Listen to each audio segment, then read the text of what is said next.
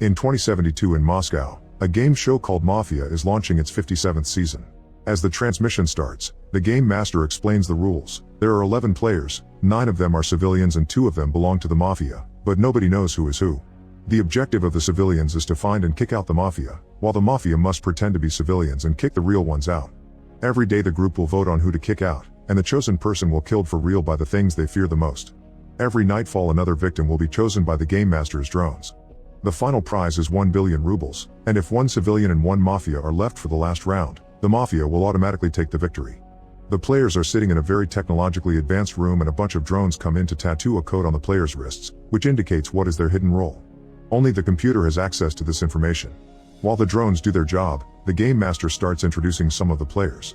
The first one is Luca, an 85-year-old billionaire who uses modern medicine to look much younger. He's built his fortune by gambling and that's why he's joined the game. He wants the thrill of betting on his life. His spoiled grandchildren are waiting for him to die, but Luca put in his will that if he dies in the game, his grandchildren get nothing. Next is Eli, a 38-year-old engineer who suffers from cancer. He only has 3 months left to live, so Eli came to the game to get money for his family. His wife disagreed with the decision because she wanted him to spend his last days with her and the kids, not to mention she didn't want his death to be on TV, but Eli ignored her concerns. 2 players are the prisoners brought directly from jail, Butcher and Ivan, who insists his trial was staged. This is part of a special program the show has with the government that allows every prisoner in the country to volunteer for the game regardless of what crime they committed. If they win, instead of money they get their freedom.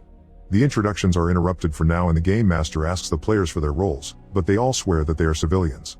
Then they're given 10 minutes to vote for the first kill while their friends and family watch every second on TV. Constantine decides not to vote this round, but Marie immediately votes for Killian and Peter gives her his support. At that moment, Butcher realizes he's seen both of them together on TV, and another introduction is made. Marie is a 24-year-old famous ballerina and Peter is her #1 fan. Unfortunately, a rainy day caused Marie's car to crash and her legs got severely damaged, so she couldn't dance anymore. Since those days, her greatest fear has been rain and lightning.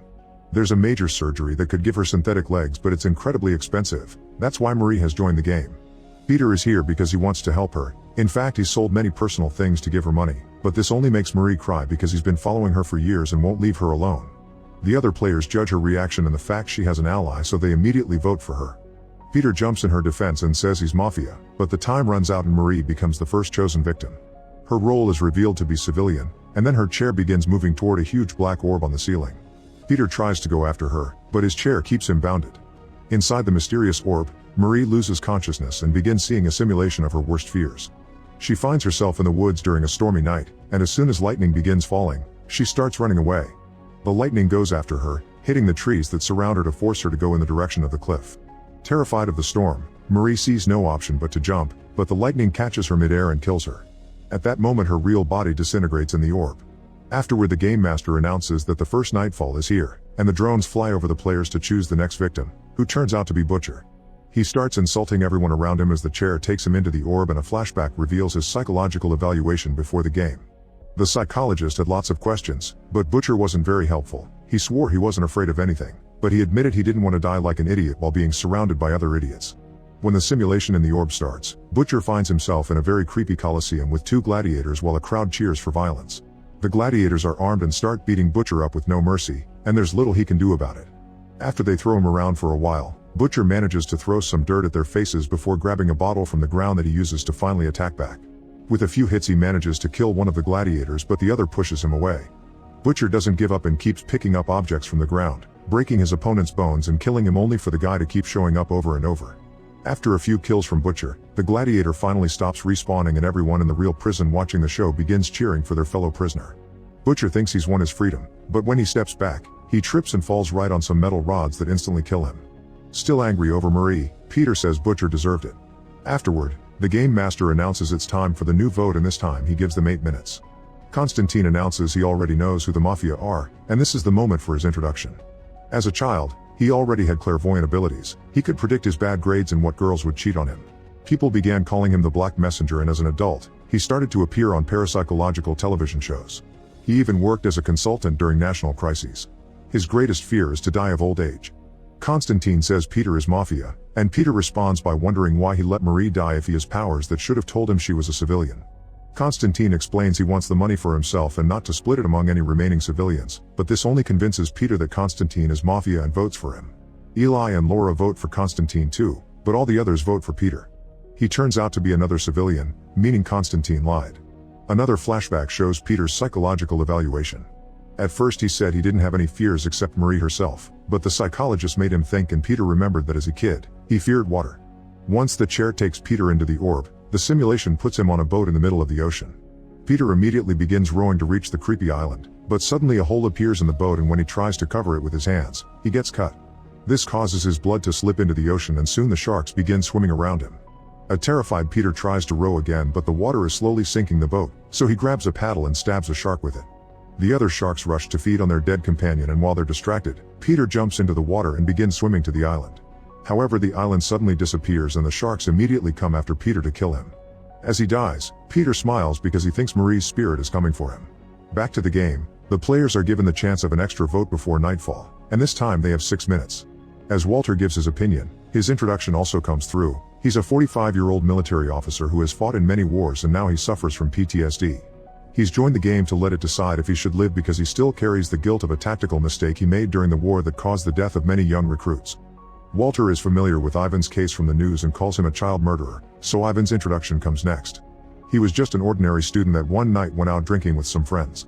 They were driving too fast and lost control of the car, which crashed and killed 2 of his friends. Ivan and the driver survived thanks to the help of a woman on the street, but the driver's parents made it look like it had been Ivan driving to save their son. Ivan was found guilty and sent to prison, so his greatest fear is to die in jail. Ivan insists he's innocent before telling Laura that she looks familiar, but she swears they don't know each other and accuses Walter of being Mafia. Walter accuses her back and soon an argument ensues, but Walter cuts it short to vote for Laura. In turn, Laura votes for Walter, which gets the support from Luca, Ivan, and Eli. As a furious Walter begins to rant, Konstantin votes for him as well. Since Kieran and Kate's vote won't make a difference, Walter is already chosen as the next victim. It's then revealed that Walter is also a civilian, so the 2 Mafias are still in the group. When the chair pushes him into the orb, Walter finds himself reliving the day he made his mistake. He tries to warn his men about the ambush, but it's too late. Soon his team is surrounded by the enemy and Walter's soldiers begin dying all over the place. Sometimes the simulation makes the walls disappear to allow even more enemies to attack and cause very cruel deaths, like a soldier that gets killed by a fire. Eventually Walter comes out to shoot as many enemies as possible, but seeing the bodies of his men and the wall disintegrating causes him to accept his time has come. At that moment the enemy shoots Walter and kills him. Seconds later, it's time for another nightfall and the drones choose Laura, who gets her introduction a little too late. She used to have a house, a good job, and a loving family, but unfortunately she became an alcoholic and denied any help from her husband. Soon their son died and her husband left her, so she was left alone. She wasn't brave enough to self-delete, and her greatest fear is heights. For more than 8 years Laura didn't leave the house, until one night when she was by the road. It turns out she was the one that saved Ivan and his friend. She also was forced by the driver's parents to lie during the trial. Ivan is shocked to hear this but still forgives her because now his name is clean. The game then announces that Laura is also a civilian, and before the chair takes her away, she tells Ivan she hopes he wins. In the orb, the simulation puts Laura on a plane that is flying toward a creepy dark cloud. This darkness attacks the plane and the damage makes it start falling as the walls and the ceiling begin to disintegrate. A stewardess helps Laura with a seatbelt, but the darkness suddenly takes her as well. Little by little the plane comes apart and eventually Laura falls to her death. Afterward the players are given 4 minutes to make the next vote. Konstantin immediately says it's Ivan, which triggers an argument that makes Eli realize Kieran and Kate may know each other. Kieran accuses Konstantin of being Mafia, but Ivan says it's Eli. The group soon is divided. Konstantin, Luca, and Eli vote for Ivan, Kate and Kieran vote for Konstantin, and Ivan votes for Eli. The rules say the chosen player must have an absolute majority, so it's announced the vote shall be redone but only using the 3 voted names. Luca changes his vote to Konstantin and the other 4 keep their same choice, so Konstantin shocks everyone by voting for himself. It's the first time ever in the show that someone votes for themselves, and more surprisingly, Konstantin turns out to be Mafia. When he's put in the simulation, Konstantin appears on a set of stairs, where a man bumps into him and calls him Grandpa. The word angers Konstantin, but he suddenly starts coughing as he finds a bunch of mirrors that reveal he's aging rapidly. It gets hard for him to go downstairs, but as he reaches the end of his life, Konstantin begins laughing and explains he's cheated.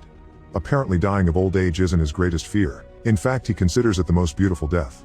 Then another nightfall arrives and the drones choose the next victim. Ivan is the picked name, and he turns out to be a civilian as well. Kate begins to cry but Ivan says it's okay because his name was cleaned. He sends his mother his love, apologizing for not being a good son before the orb takes him. The simulation puts Ivan inside a prison, and while the guards guide him to his execution, Ivan imagines he's on a beach with his mother again. The guards quickly shoot and Ivan dies instantly. Now there are 4 people left in the game, including one Mafia, and the players have 2 minutes to vote. While the group argues over who to vote for, Eli accuses Kieran and Kate of being a couple, and Kieran gets his introduction. He's a young polemicist that joined the game because a friend dared him to. He met Kate a day before the game started, and she felt so comfortable around him that revealed all her fears: height, desert, and snakes.